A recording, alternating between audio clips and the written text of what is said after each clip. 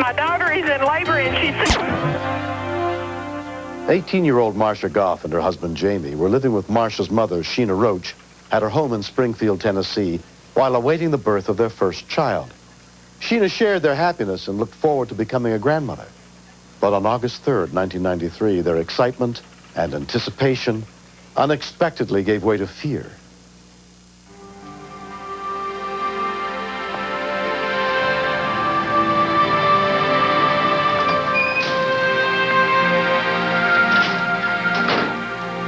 When I first found out I was going to be a grandmother, it was like, I'm really not ready for this, because I'd already told her I couldn't be a grandmother until I'm 40. You know, I don't want to be. Around 7 p.m., Marcia's husband, Jamie, returned home from work. How long has she been sleeping? I don't know. I just got here myself. Usually every day when I walk in, I'll kiss her. How you doing? So she woke up, and I was talking to her, because she had went to the doctor that day, and I was going to say, you know, what all the doctor told her. I think I'm going to go to the bathroom. Okay. She's complaining about her back hurting, and then she got up and went to the bathroom. Come on, Jamie, let's go get the truck. Okay. Mama, can you come here? She was 6 months pregnant, and she was really calm when she called out to me the first time. It was like a question. She wanted to ask me something. Mama! When I came in, there was like a bloody puddle of water in the floor. I'm going to call the hospital. It really made me nervous because I knew that it wasn't time for her to have the baby. Yes, my daughter's 6 months pregnant, and it looks like a water... Marcia let out this really horrifying scream. I thought there was something coming out of her. I had no idea what it was at first. It was a dark blue color. It was really scary because I thought, well, surely that's not the baby because it's not time for the baby to be born. I don't know what to do. And then I realized that coming out of Marcia was 2 little feet.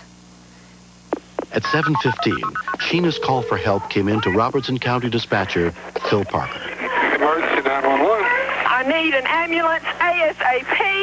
My daughter is in labor and she's 6 months pregnant. Okay, ma'am, you need an ambulance at Mount Zion Road? Yes, I do. How old is your daughter, ma'am? She is 18. 18-year-old?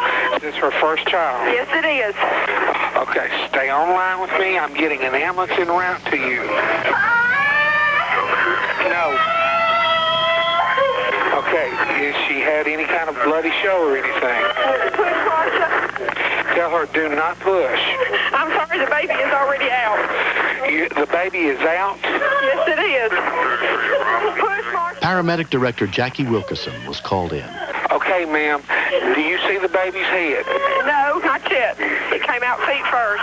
It's coming out feet first. When I approached the console, Phil told me that she was 6 months and it was coming feet first. Usually those are very complicated and potentially fatal to the child. So time is of the essence in those conditions because the baby can die.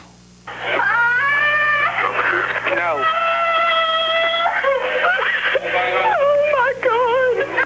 What was going through my mind is, what am I going to do if this baby is dead? You know, I'm not going to be able to tell Marcia. You know, she's not going to be able to handle this. Marcia, calm down. Do what? Ma'am, I've got a paramedic online with me. Go ahead and talk to him. Ma'am? Uh-huh. Okay. What's going on right now? Is baby, is it presenting? Yes, everything but the head has come out. Okay. Is it face down or face up? Face down. Okay. When I found out that it was face down, my concern was that the baby could suffocate in the birth canal. It's going to get a little messy now, but you need to run your 2 fingers, your index finger and your next finger, in under the baby's face. Okay. And then just sort of create a little air pocket there, okay? Okay. If there's no complications, the baby should deliver okay, all right? I was very concerned for Marcia because I've heard a lot about women dying from having babies. I'm sorry, Marcia. I'm trying to get the baby. I know it's uncomfortable, but tell her we need to get an airway for the baby. I was scared for her. I love her more than anything in this world. I didn't want nothing to happen to her. What am I going to do about the cord? Okay, just as long as the cord's not pinched off, just let it be okay. It'll come out on its own. Okay? Has the baby come out yet? Yes, it has. Is it breathing? Is it crying or moving? No. It was almost a morbid no, and that really concerned me.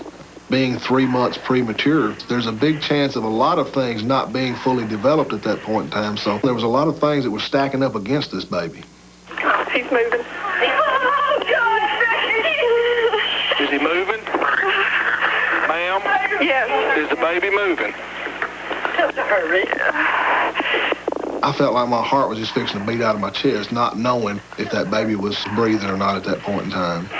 Well, he did. He just looked so scary to me. He was so tiny and so lifeless. It was killing me because I didn't know what to do for him. And I thought he was going to die right there in my hands. Is he making any efforts whatsoever to move or breathe? No. Okay. All right, what I'm going to do, take your feet and thump him on the bottom of the feet a little bit, see if you can stimulate him, okay? The bottom of his feet? Bottom of his feet. Just thump him on the bottom of his feet, see if you can stimulate him a little bit. This grandmother has done such a fantastic job up to this point getting the baby delivered. In the back of my mind, I'm thinking, how am I going to tell her that she's got to do CPR on this baby? Just keep thumping, see if it... Okay?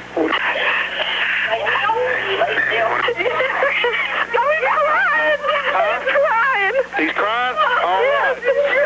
All right. After he let out that first cry, nobody could ever imagine how wonderful that was. We were kind of laughing and crying at the same time. It was a very exhilarating moment. All right, need to get somebody to get some blankets. You need to wrap the baby up good, okay? You need to keep him warm. All of a sudden, there was just jubilation in the whole house. You could hear it over the phone. But because we had to do so much stimulation to get him moving, I didn't really feel like we were out of the woods. Is the ambulance on the way? Yes, ma'am, they're coming on, okay? Just everybody stay calm. Everything, the worst is over right now, okay?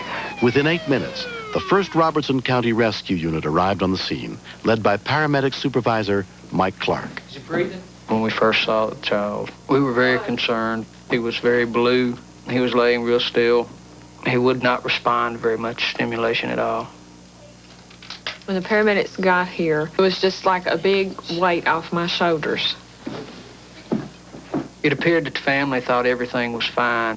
They were elated that the child had been born and they had part in it. But we knew we had a very critical situation on our hands. We did not expect this child to survive. A second ambulance arrived to take Marcia to the hospital. After Marcia had the baby, she just got up off the floor and walked to the stretcher like it wasn't no big deal. I told him to give me some drugs. I think I was shook up more than she was. About halfway to the hospital, a miracle happened. He started moving his arms and legs, and he started crying. And it was like the hand of God touched him. 3-pound, 1-ounce baby Brian Goff was taken to the neonatal unit of Vanderbilt University Medical Center. There he was put under the care of pediatrician Dr. Margaret Rush. Baby Brian was born in an unwarmed, unprepared environment, so he actually became cold stressed. But his lungs were mature and he was able to breathe on his own. Really, he did very well. The real problem that Brian had was that he would have periodic pauses in his breathing. The concern is obviously that it could be a risk factor for sudden infant death syndrome. You can do a little arm. Yeah. On the 4th day after Brian's premature birth, his parents were finally allowed to hold him for the first time. What really frightens me is the fact that we almost lost him.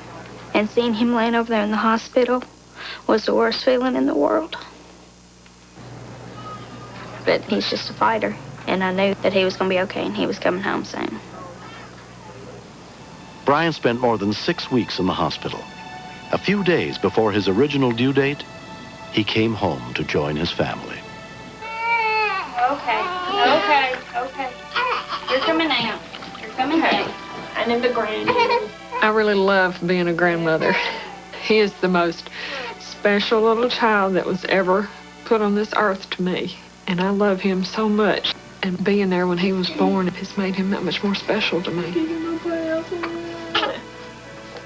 My relationship with my mom has gotten stronger through this. I couldn't have made it without her, and I love her a whole lot. Are you Sheena? I'm Sheena. How you doing? Glad I'm Jackie. This is Mike. Nice I don't to think see you you again, remember much Mike. about it. I am very thankful for the 911 operator and the paramedic that taught me through the whole thing. I would have never been able to have known what to do for Brian, and of course he would have never took his first breath. You want to hold it? Yeah, let me try him out here. It's been a while. I feel like I was a help, but I feel like the grandmother was the main factor that this child is in the world right now. She did everything that I told her to do. She was fantastic. She really was. Since you did most of the work, I'll let you. I'm very happy that this child made it. I want to hold him and hug him. Yeah, he's come a long way. Makes me feel very good that I made a difference. I'm not going to have a little face left when she gets through kissing all over me. I've heard several people mention to us that he's just a miracle baby, and to us, he definitely is a miracle. I know he's going to be loved so much, and I know he's going to be spoiled rotten. This one.